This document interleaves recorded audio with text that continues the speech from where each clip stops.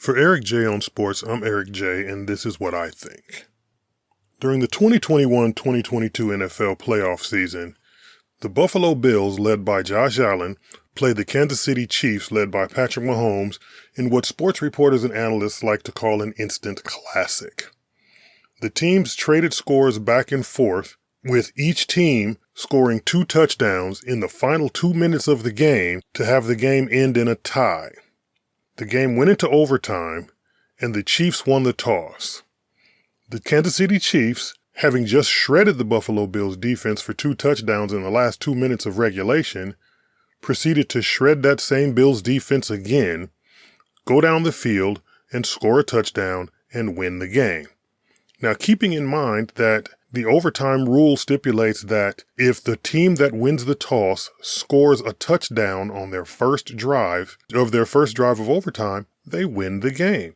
The Chiefs, having shredded the Bills defense for 2 touchdowns in the final 2 minutes of regulation, and then going down the field on their first drive in overtime and shredding that same Bills defense again, scoring a touchdown and winning that playoff game, the Buffalo Bills got angry at the NFL.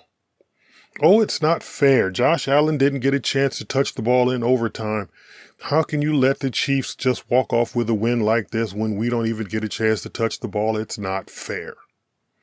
Well, Bills fans, Bills coaches, Bills players, it's been fair for 75 years.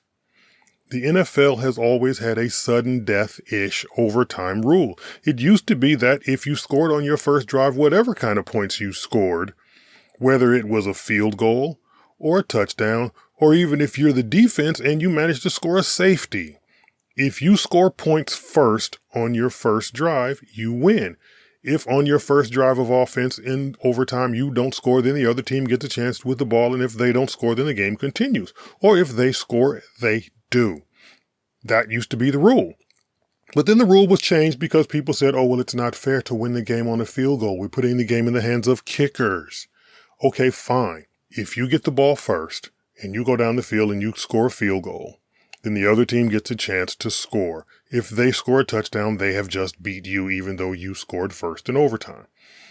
But if they only get a field goal too, then the game becomes sudden death. That's the new rule. That's how it's done. And what happened with the Chiefs and the Bills is that the Chiefs got the ball first and they went down and scored a touchdown. So by law, by rule, the Chiefs won the game. But that wasn't enough for the Buffalo Bills, and that wasn't enough for Bills fans, and that wasn't enough for Bills faithful, and that wasn't enough for people who want to say, oh, you know what? How about we add a 17th game to the season, make the season longer? How about we add more playing time to the games in the playoffs because we really care about player safety? Why don't we make the games longer too? When you're playing game 18 or 19 or 20 in your season, why don't we make those games longer by forcing the players who maybe already have won the game to have to keep playing after they have seemingly won the game? So after a lot of arguing and after a lot of posturing and debating, the NFL came up with a new rule. The new rule in the playoffs is this. If the first team, the team that wins the toss in the overtime session, keeping in mind this is only for playoffs, the regular season rule is not changing. But if the team that wins the toss goes down the field and scores points, field goal, touchdown, whatever it is, the other team gets a chance with the ball. Now, if that team goes down and matches the first team, Team A scores a field goal, Team B scores a field goal. Team A scores a touchdown, Team B scores a touchdown. Then the game continues as sudden death. But if Team A scores a field goal, but then Team B comes down and scores a touchdown, then Team B wins, taking away the sudden death element of overtime. But the league has also said what we will do is we will shorten the overtime periods from 15 minutes to 10, which means that if you have the ball and you're the offense and you march down the field and you put together an 8-minute drive and you score a touchdown, then the other team gets the ball and they have 2 minutes left to match you. And if they can't match you within the 2 minutes, then the game is over and Team A has won with their 7-minute drive touchdown. Because each new overtime period is a new period. It's not going to just be a continuation of the previous period. So what's going to happen with this new rule is that teams are going to get the ball in overtime and they're going to keep the ball a long, long time, 7-8 minute drives in this 10-minute period. And they're probably going to score a field goal or a touchdown. And then the other team's going to get the ball with 90 seconds or 2 minutes left and have to try to match that. And if they can't, then at the end of next season, what we'll hear is a lot of teams complaining, oh my God, they got 8 minutes to foot with the ball. We only got 2 minutes. It's not fair. Overtime periods should be untimed so that we have the same advantage that they do, so that we have the same opportunity that they do. If they get the ball for 8 minutes, we should get the ball for 8 minutes. That's what's going to happen next season.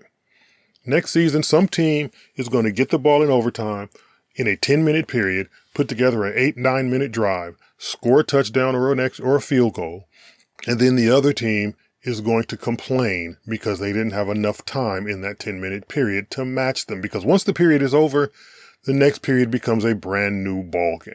So the NFL is going to have to hear that, and there will be that complaining, and there will be that whining and posturing, when the solution to overtime in the NFL is very simple.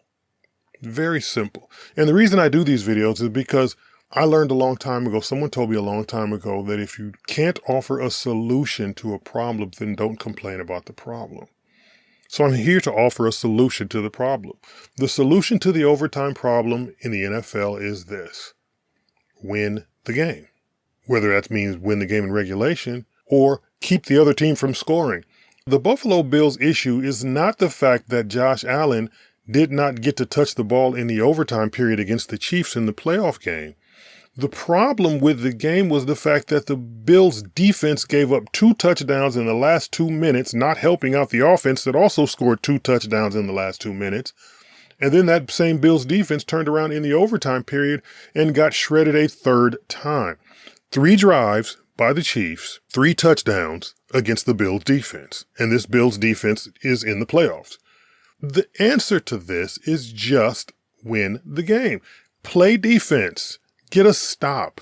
Whatever the coaches were doing during the last 2 minutes of that game that wasn't working, they should have tried something different. They should have gone back and said, okay, we've got 3 minutes or 5 minutes from the end of the fourth quarter to the start of the overtime. We need to figure out what to do, because if they win the toss and they get the ball, we haven't been able to stop them in the last 2 minutes of this game. We need to figure out what to do to keep them from scoring a touchdown on us so that we get a chance to beat them. They didn't. The Chiefs shredded that defense one more time, and the Bills defense gave up another touchdown. 3 touchdowns in 3 drives. I'm not trying to say that the Chiefs were better, because their defense gave up 2 touchdowns in 2 drives and would probably, if the Bills had gotten the ball and been able to touch the ball under this new overtime rule, would have scored a 3rd touchdown. And the game would have gone on forever and ever and ever, and there would never have been a winner because neither defense could stop the other. But the key to it is, as coaches, figure out a way to stop them from scoring. As players, figure out a way to suck up enough pride and in yourselves and in your teammates and put together one single defensive stance. Stop the team one time. Get the ball back into the hands of your quarterback. Let him shred the other guy's defense and you win. But that's not what happens. The Bills didn't get mad at their defense.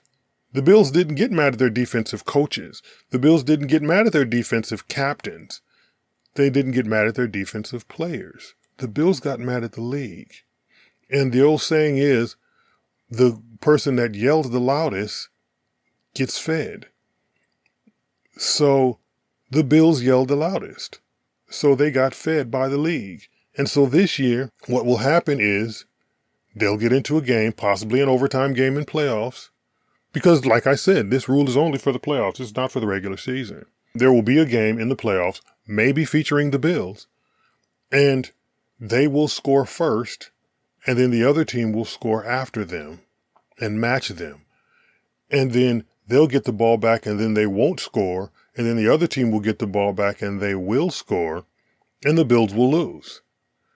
And then they'll complain saying, hey, we scored first. Why should we lose? The rule used to be sudden death, and we scored first. But now they got a chance to touch the ball after we scored, and they matched us, and then the game continued, and then we didn't score, and they did, and they beat us. So now what?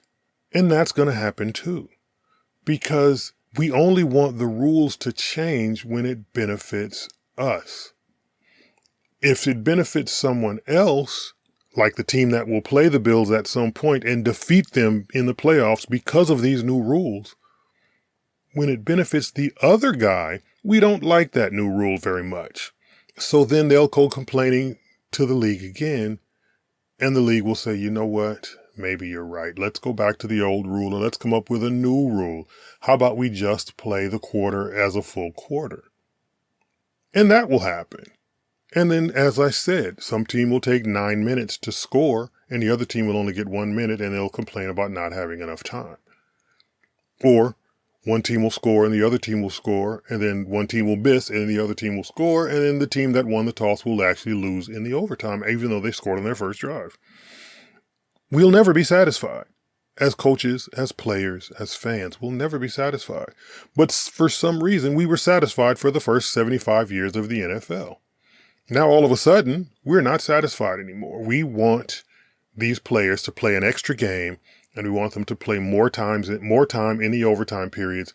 We want to keep them out there and then want to say, you know what, player safety, we've got to let these guys rest. We've got to take some of the pressure off. And then you wonder why some of these multimillionaires are retiring before the age of 30, 8-9 years into their careers, because they realize that the league only cares about money and is not really interested in their safety as much as they say they are. So when they add another game and they add more time to the overtime periods, they're doing that to make sure the fans keep watching and the advertisers keep advertising so they can make more money. So these guys will get their first contract and get their second contract and they'll leave. They'll leave the game after that because they feel like they've got enough money and they want to keep their sanity. So while the players are trying to maintain their sanity, the league officials seem to be losing theirs, because if it was good enough for your grandfather, if it was good enough for your father, then it's good enough for you. That used to be the saying. Now, if it was good enough for your grandfather and it's good enough for your father, it's not good enough for you because somebody complained about it. But that's the way sports works. Somebody complains, we get a new rule. Somebody won't like the new rule, so either we go back to the old rule or we tweak the new rule, and it'll never end. And I guess that means I get to keep talking about it. Remember to like and share this video and subscribe to this channel, and follow me on Facebook at Eric J on Sports 1 and on Instagram and Twitter at Eric J on Sports, and keep your eyes out for my new Eric J on Sports website, which will be dropping soon. And for Eric J on Sports, I'm Eric J, and this is what I think.